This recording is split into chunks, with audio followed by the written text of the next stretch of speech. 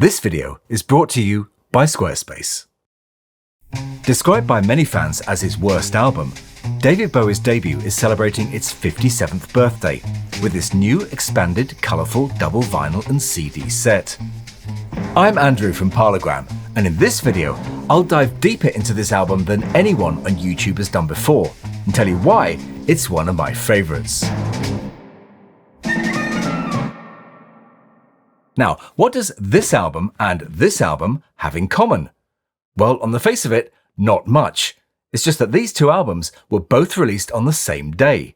But whereas Sgt. Pepper's went on to become arguably the Beatles' greatest album, Bowie's sank like a stone, and the material on it haunted and embarrassed him for the rest of his life.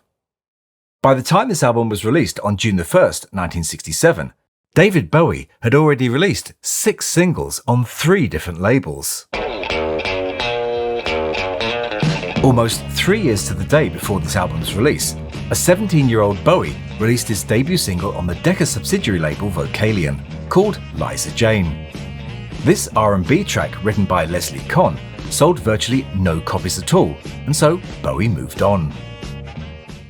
There then followed 2 singles on Parlophone, the Bobby Bland cover I Pity the Fool, and his own composition You've Got a Habit of Leaving, both of which flopped, resulting in him leaving the label. Next, he moved to Pie for 3 self-penned singles: Can't Help Thinking About Me, Do Anything You Say, and I Dig Everything. But despite being produced by Pie's top hitmaker Tony Hatch, all singles failed to make any impact on the record-buying public. Half a pound of tuppenny rice, half a pound of treacle. That's the way the money goes, pop goes the weasel. Today, Anthony Newley is one of Britain's forgotten and most underrated entertainers. Between 1959 and 1967, he not only released 20 singles and 8 albums, but became one of Broadway's greatest leading men. He also co-wrote the 1963 Grammy Award-winning song What Kind of Fool Am I? And won an Academy Award for the film of Willy Wonka and the Chocolate Factory. Come with me and you'll be in a world of pure imagination. Not to mention helping to write the lyrics to Goldfinger. But it was his TV show, first broadcast between the 22nd of October and the 26th of November 1960, called The Strange World of Gurney Slade, which really made an impression on the young David Bowie. I am a walking television show. I can't get away from them. My name is Gurney Slade. I did a television show recently and they didn't think it was very funny. I'm being charged with having no sense of humour. Oh. Just watch and keep your fingers crossed. I wasn't supposed to do anything like this. This surreal 6-part series followed Newley in the character of Gurney Slade through a series of mundane environments with fantastical elements. What great air conditioning! You could easily develop a very good, nasty mind, you know. Why don't you go and see one of those French films? There's one on at the Rexy this week. It was a very clever show, which was way ahead of its time. Why didn't you stop it? Bowie became infatuated with Newley and began to imitate his singing style, beginning with his next recording called Rubber Band. A recording of that song made at R.G. Jones' studio on October 18th, 1966, impressed Decca producer Mike Vernon enough to earn him a deal with Decca's new contemporary experimental label, Deram. Rubber Band, backed with London Boys, was released on Deram on December 2nd, 1966, the same month as his Deram label mate Cat Stevens' single, Matthew and Son. Stevens quickly became Decca's golden boy. Bowie, on the other hand, was labelled simply as an Anthony Newley clone, and from that point on, the cards were stacked against him. At the time, Decca's judgment seemed sound, as Cat's Matthew and Son single became a massive worldwide hit, and Bowie's Rubber Band sank without trace, as did the 2 follow-up singles, The Laughing Gnome and Love You Till Tuesday. The Laughing Gnome did eventually become a success when Decca re-released it, much to Bowie's embarrassment at the height of his Ziggy Stardust phase in 1973. Torn between becoming the all-round family entertainer as his manager wanted him to be, and wanting to record the kind of songs he and his friend Mark Bolan enjoyed, Bowie came up with an album unlike anything anyone had ever released before.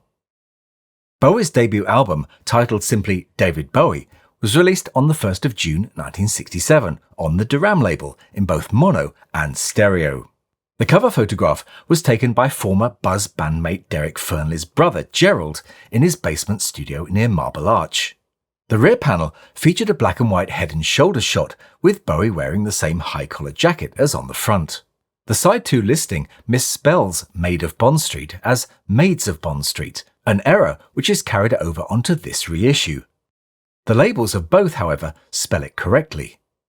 This new issue is a matte gatefold affair, in complete contrast to the front laminated, flimsy single-sleeved original.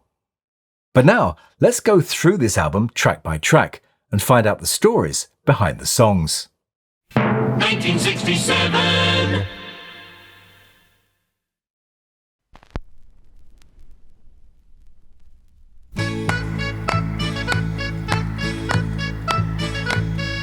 The album's opening track, Uncle Arthur, is a character sketch, very much in the style of a Ray Davies song, although much more surreal in tone. Uncle Arthur is the story of a sad, Batman-loving middle-aged eccentric, who, although lives the life of an adult, resolves its problems using child's logic. He also finds it hard to accept happiness when it presents itself, especially when it comes to the opposite sex. Uncle Arthur. With its pub sing-along chant, it really sets the tone for the album and I think is one of its highlights. The arrangement is excellent and, like the rest of the album, is extremely well recorded and mixed. Like many of the songs on this album, its second track, Sell Me a Coat, has a nursery rhyme quality to it, especially in the chorus. In contrast to Uncle Arthur, it strikes a more commercial tone and may have been written with a view to releasing as a single.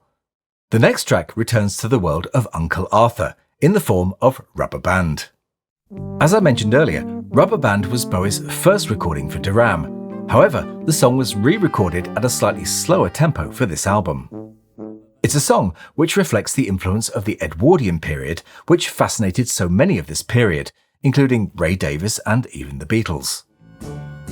Channeling his best Anthony Newley, Bowie tells the tale of a man who goes off to war and, upon his return, finds that his lover has fallen for a brass band conductor. Not exactly top 10 fare, even during this experimental period of the 60s. Its superior B-side, The London Boys, was left off the album, but is included on disc 2 of this new set in its original mono mix. Whether you're managing a growing brand or just starting out, Squarespace makes it easy to create a stylish, professional-looking website in no time at all.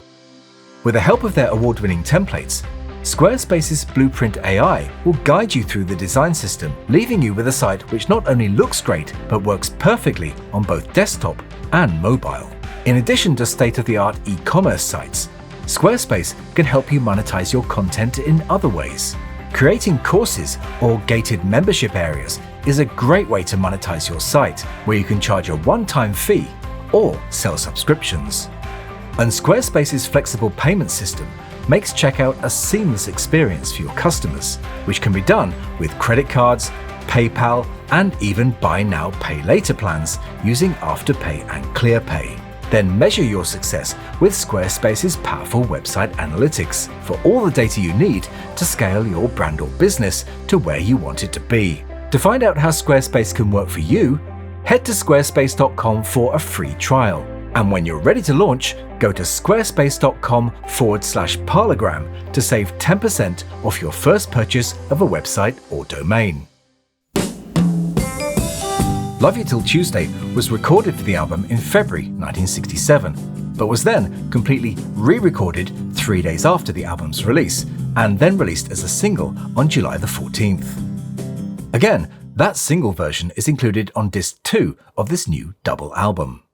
Sounding like a cross between Anthony Newley and Herman's Hermits, it suffered the same fate as his previous 2 singles, despite receiving the best reviews of his career so far. One of which came from Cashbox in the United States, where it was released on August the 28th, where it was described as having orchestrations packed with zest, a delivery with all the punch of an onstage pub performance, and some wild lyrics. Despite release and promotion in a number of European countries, nothing could get this song into the chart. Even a German-language version called Lieb dich bis Dienstag couldn't help. Und jenes Weekend, mein brennend Verlangen, erwachte am Montag. Gib mir dein Herz und ich lieb dich bis Dienstag. Da, da, da, da. It was at this point that the Decca Selection panel had had enough and decided that there would be no fourth David Bowie single on their label. Anyway, back to the album and one of my favourite tracks.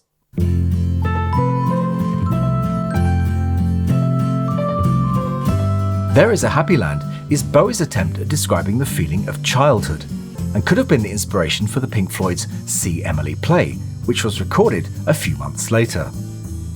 It's a beautifully recorded track. The mournful, distant horn in the introduction sets the scene perfectly, and Bowie's vocals are delivered at just the right tone and pitch to tell the story. But it's followed by my least liked track on this album. Here is the news. We Are Hungry Men may be one of the most embarrassing songs Bowie ever recorded, and was one which buyers of this album in America were spared. This disturbing song was born out of Bowie's newfound fascination with dystopian literature and fascist authoritarianism, subjects which would later come to the surface again on 1974's Diamond Dogs. It's also very poorly sequenced on this album and would have fitted better as the final track on side 1.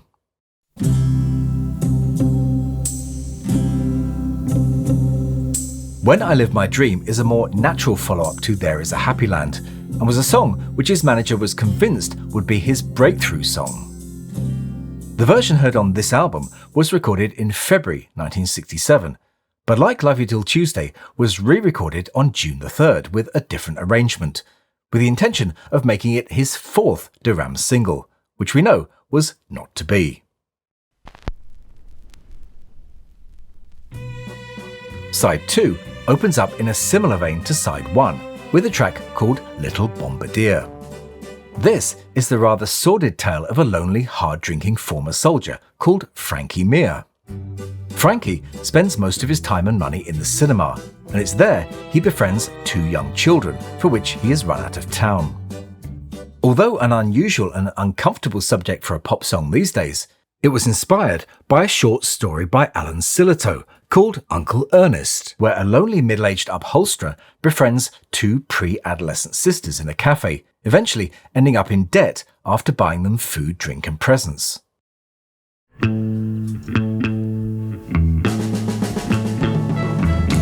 Originally demoed by Bowie back in 1965, Silly Boy Blue was a song about a teenager who runs away from home to hide in London. But in December 1966, Bowie radically reworked the lyrics to reflect his newfound interest in Tibetan Buddhism. Although his discovery of Tibetan Buddhism certainly made Bowie more experimental in the studio, the song's ambitious arrangement doesn't quite come off. Come and Buy My Toys, by contrast, is the album's simplest recording and features John Renbourn on guitar.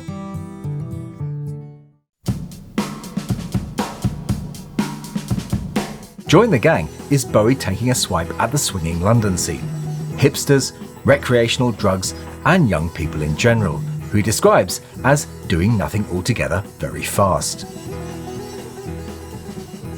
Its arrangement is packed full of mid-60s pop cliches, which kicks off with a classic funky drum break, which I'll be surprised if someone hasn't sampled somewhere. She's got medals. She's Got Medals is another one of my favourites, and was recorded on the same day and is in the same vein as Uncle Arthur and Little Bombardier, and has a similar arrangement which I really enjoy. It's basically a shaggy dog story about a local woman who disguises herself as a man to join the army, until she got tired of picking up girls and shaving her curls, and after deserting under fire, returns to her original sex. The song reflects, in a way, the strange world of Gurney Slade, suggesting that behind every seemingly respectable person lies some kind of eccentricity or scandal, an observation made more believable to an Englishman by Bowie's strongest Cockney delivery.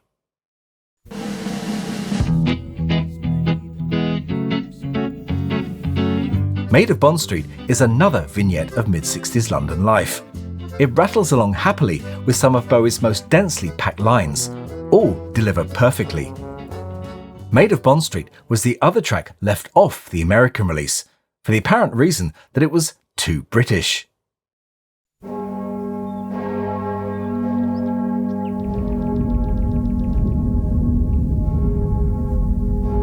The album's closing song, or should I say performance, is definitely its strangest.